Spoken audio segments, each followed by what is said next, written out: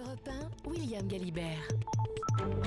Et je ne suis pas tout seul. Bonsoir Patrick Caner. Bonsoir Monsieur Galibert. Vous êtes ministre de la Ville, de la Jeunesse et des Sports. Ça fait pas mal d'étiquettes, ça tombe bien. On a pas mal de questions à vous poser aussi, en commençant par ces Jeux Olympiques. Plus rien ne s'oppose à une candidature de Paris pour 2024. Le Conseil de la Ville, ce matin, a approuvé l'idée de cette candidature. On a vraiment des raisons d'y croire plus qu'en 98, qu'en 2008, qu'en 2012. Pour l'instant, nous ne sommes pas encore au stade de la candidature. Je ne veux pas modérer votre enthousiasme. La candidature officielle n'est pas déposée, ça Voilà. se fera dans les prochains mois. Elle mais là... le sera vers la mi-septembre ou plus tard. Mais c'est vrai que tous les clignotants passent au vert aujourd'hui. On a une première étape le 12 février avec la présentation du rapport de M. Lapassé à Mme Hidalgo pour montrer la faisabilité et surtout respecter les conditions qui étaient celles de Mme Hidalgo, l'éthique, un dossier bien ficelé sur le plan économique, un dossier respectant le développement durable. Eh bien, le Conseil de Paris ce matin nous donne acte que ce dossier était un bon dossier et nous pouvons aller plus loin. C'est un stop and go, c'est-à-dire que là, nous sommes plutôt dans le go que dans le stop. Il y a eu ce rapport de faisabilité, il y a eu 1h30 de débat ce matin au Conseil de Paris. Est-ce que ça c'est vraiment suffisant pour décider d'une décision qui engage tellement de moyens notamment? Est-ce qu'il faut aussi que les franciliens soient consultés par référendum par exemple? Alors chacun sait bien que cette heure et demie de débat n'est que le haut de l'iceberg et qu'il y a Mais tout un ce travail qu'ont préparatoire. fait remarquer les opposants qui n'ont pas voté ce texte, les Verts et le Front de Gauche ce matin Oui, enfin les Verts et le Front de Gauche ont pris leurs responsabilités. Je crois qu'ils sont vraiment en décalage avec ce que souhaitent les Français. Il y a 6 Français sur 10, alors qu'on n'a même pas encore déposé la candidature, qui sont favorables aujourd'hui à cette candidature de la France et de Paris en l'occurrence au JO de 2024. Moi je pense qu'il faut continuer le travail d'exploration. Très honnêtement, cette candidature est maîtrisée. Elle est vraiment maîtrisée. Est-ce que nous avons plus de chances de l'emporter? Nous avons des candidats sérieux, non pas contre nous, mais à côté de nous. La ville de Boston notamment. Boston, voire d'autres villes américaines, puisque Boston est vraiment en grande difficulté. Hambourg ou Berlin, Rome aujourd'hui, voire aussi Istanbul. Donc rien n'est fait. Par contre, nous sommes dans le timing que nous souhaitions. Et ça, je crois que c'est le principal. Vous parlez de candidature bien maîtrisée, de dossier bien ficelé, parce que la question de l'argent, elle se pose forcément, même si, encore une fois, tout ça nous projette vers l'avenir. Mais un dossier de candidature, c'est environ 60 millions d'euros. Le budget en cas de victoire, là, il est au-delà de 6 milliards. Mais on sait qu'il y a cette forme de théorème immuable. En réalité, il faut prendre le chiffre et le multiplier par 2, souvent, pour avoir la réalité. Est-ce que ça n'est pas trop ? La candidature de Paris va montrer le contraire. Pourquoi je vous dis Londres ça aussi, avant vous, oui, avant Paris, disait on va vous montrer qu'on sait maîtriser les dépenses. Une grande différence peut-être avec Londres, c'est que Londres, il fallait tout faire. Il fallait tout construire, y compris vraiment un nouveau quartier dans Londres. Nous, notre problème est très différent. Nous avons tout, sauf le village olympique qui, quoi qu'il arrive, servira 4000 logements pour pouvoir loger tous les athlètes, premièrement. Deuxièmement, le bassin aquatique qui nous manque dans la région Île-de-France. Donc tout le reste, nous l'avons. Il manque aussi, si je puis me permettre, un stade de hockey sur gazon de 10 000 places, 7 arènes couvertes entre 5 000 et 15 000 places, un centre aquatique, vous en avez parlé, plus le petit coup de peinture sur les installations déjà existantes. Vous vous emballez un petit peu quand vous dites que tous les équipements sont là. 3 milliards d'euros d'équipements publics, y compris les voiries, y compris le village olympique. Et on considère aujourd'hui que la part des financements publics représentera 2 milliards d'euros. Tout le reste, notamment la partie sportive qui représente elle aussi 3 milliards d'euros, c'est la billetterie et les droits de TV. Donc celle-là, elle est totalement autofinancée. Donc ces 6 milliards sont vraiment raisonnables. Et je pense qu'aujourd'hui, quand on veut faire rayonner notre pays au niveau international par le plus grand événement médiatique au monde, aujourd'hui, eh bien cet effort est, je crois, non seulement nécessaire, mais manifestement, il va créer un engouement populaire manifeste, parce que être candidat aujourd'hui, avoir une décision en septembre 2017, c'est 5 ans, 6 ans de mobilisation de toute une nation autour de cet événement. Vous savez, je serai au Japon la semaine prochaine pour notamment discuter avec mes amis japonais de la candidature réussie et obtenue pour Tokyo 2020. Et je peux vous dire que je suis convaincu que déjà, tout Tokyo vit au rythme des Jeux Olympiques de 2020. Oui, on avait aussi vu l'enthousiasme provoqué au moment des JO de Londres. Beaucoup moins d'argent, monsieur le ministre, dans le cyclisme. Scène assez ahurissante hier sur le Paris-Roubaix. Vous étiez d'ailleurs, je crois, au cœur de la course. Ces coureurs qui franchissent... Pas sur un vélo, hein, En voiture, en déjà. voiture. C'est un C'est sacré effort pour c'est subir déjà les un pavés. sacré effort sur les pavés. Le TGV s'approche, les barrières sont abaissées, le feu rouge clignote, mais les cyclistes passent quand même. Le drame a été évité. Il faut bien parler de drame parce que ce TGV arrivait à quelques secondes près. Bien sûr. Qu'est-ce qu'on peut faire face à ça? Et- La SNCF a porté plainte. Et il arrive à plus de 200 km/h dans cette zone-là. Donc c'est très grave ce qui s'est passé. Je comprends l'appétence sportive, je comprends que cette course qui est si difficile, qui est d'ailleurs une course exceptionnelle, c'est une course vraiment merveilleuse quand on la vit de l'intérieur comme j'ai pu la vivre, cette course peut-être crée des frustrations chez ceux qui font des efforts si importants, c'est des efforts quasiment inhumains, et quand ils voient cette barrière se terminer et se fermer, ils se disent mais je ne peux pas rester là, je force. Il ne fallait pas forcer. Je crois que la SNCF a bien fait de porter plainte pour dire c'est pas possible.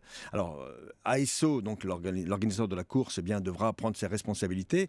Mais il est Ça vrai veut dire que quoi? Même si ce sont des scènes qui arrivent très rarement, mais c'est prévoir un gendarme ou des gens de l'organisation devant ces passages à niveau pour dire il y a stop quand il faut dire 4 stop. ou 5 passages à niveau concernés. Et on sait que la course passe à peu près toujours aux mêmes horaires. Et la SNCF, naturellement, n'arrête pas ses trains pour une course de vélo, même s'il s'agit d'une des plus célèbres, à savoir Paris-Roubaix. Donc, la sécurisation, manifestement, de ces lieux devra être prévue plus qu'elle ne l'était. J'en parlerai avec Christian Prudhomme, qui m'avait alerté. Mais j'étais dans la voiture, nous étions passés avec l'échappée. Donc, il m'avait dit, mais attention, il risque d'y avoir des excès de la part des coureurs. Il en a conscience, je lui fais confiance pour trouver de meilleures solutions l'année prochaine. Patrick Kanner, le ministre de la Ville, de la Jeunesse et des Sports, était sur Paris-Roubaix. Il était aussi samedi soir au Stade de France pour la finale de la Coupe de la Ligue entre le PSG très présent, vous et le voyez. Bastia. Et on a vu là aussi d'autres scènes assez étonnantes. Les joueurs de Paris Saint-Germain qui refusent maintenant de parler aux journalistes de Canal+. C'est le cas aussi pour les joueurs de l'Olympique de Marseille. Canal+, qui dépense quand même quelques centaines de millions d'euros pour diffuser les matchs et derrière donc payer les salaires de ces joueurs. Comment est-ce que vous jugez ça? Boycott parce que Canal+ aurait diffusé des images, a diffusé des images montrant des joueurs en train d'insulter les arbitres. Déjà, c'est une nouveauté d'avoir l'OM et le PSG sur la même longueur d'onde, Ouais. vous me permettez l'expression. Bon, plus sérieusement, je crois que c'est regrettable. Canal+ fait son travail d'information, les joueurs le savent, ils sont souvent complices. Bien évidemment, de cette information. Ils savent que Canal+ est partout dans les lieux où parfois il ne devrait pas être. Ils le savent. Ce qui s'est passé, on le sait bien avec certains événements récents, montre que voilà, il faut se respecter. Il faut se respecter et boycotter comme ça une chaîne de télévision qui fait son boulot. Je trouve ça un peu regrettable. Presque un peu naïf au regard du fait que les médias sont aujourd'hui partout autour du sport. Chacun le sait bien. Oui, et puis ces mots de Zlatan Ibrahimovic et de Marseillais Payet, ils ont bien existé, ils ont été saisis par les caméras. Vous pouvez, vous, ministre, intervenir là, peut-être dire un mot au président de la Ligue pour lui dire qu'est-ce que c'est que ce boxon là? Le président de la Ligue est une autorité souveraine. Je ne suis pas Lui glisser un l'autorité mot amical hiérarchique. dans les travées du Stade de Mais, France. je lui en parle régulièrement, pas que de ce sujet-là. Vous savez, Frédéric Thirier a été pas mal décrié pendant ce match, notamment parce qu'il n'a pas été salué les joueurs de Bastia, d'ailleurs ni les joueurs d'ailleurs du Paris Saint-Germain à l'occasion. Bon voilà, moi il prend ses responsabilités. Je pense qu'il faut maintenant apaiser les choses. Je regardais des journaux spécialisés encore ce matin qui faisaient des pages complètes sur la personnalité de M. Thirier, sur les incidents. Apaisons les choses. Je crois que le sport français, aujourd'hui qui est au top niveau, au niveau mondial, mérite sûrement un calme plus retentissant que les événements que vous venez d'évoquer. Oui, vous avez un peu devancé mes questions, Frédéric Thirier, qui ne va pas saluer les joueurs sur la pelouse avant le début de la rencontre, les joueurs corses qui l'ont pris, on va dire, très mal, très profondément. Là aussi, vous avez peut-être discuté de ça avec le président de la Ligue de football professionnel. Vous savez, très concrètement, aujourd'hui, tout repose sur le fameux 5 mai, c'est-à-dire le drame de Furiani. Les Corses ne veulent pas que des matchs de foot puissent avoir lieu le 5 mai désormais. Voilà. Et En là, ce qui les concerne. je le dis simplement, moi, en tant que ministre des Sports, qu'en tant que simplement amateur de sport, ce drame est un drame vraiment terrible pour la Corse, mais aussi pour la France. Faut-il pour autant qu'on arrête pendant un 5 mai tous les ans les compétitions sportives, en l'occurrence de football? Je crois que là, il y a un excès qu'il faut savoir mesurer. Donc, ça n'enlève rien au drame des familles, ça n'enlève rien au drame de la Corse, au drame de Bastia, des supporters en l'occurrence. Mais je crois que c'est peut-être faire honneur à la mémoire des disparus que de jouer ce jour-là en France des matchs de football. Patrick Caner, dernière question, mais pas la moins importante. Votre ministère va lancer une grande campagne d'information auprès des familles pour rassurer sur l'encadrement des enfants dans les colonies de vacances, notamment après ces récentes affaires de pédophilie qui touchent l'école. Il y a un fichier qui existe pour s'assurer que les moniteurs sont dignes de confiance, ça s'appelle le SIAM.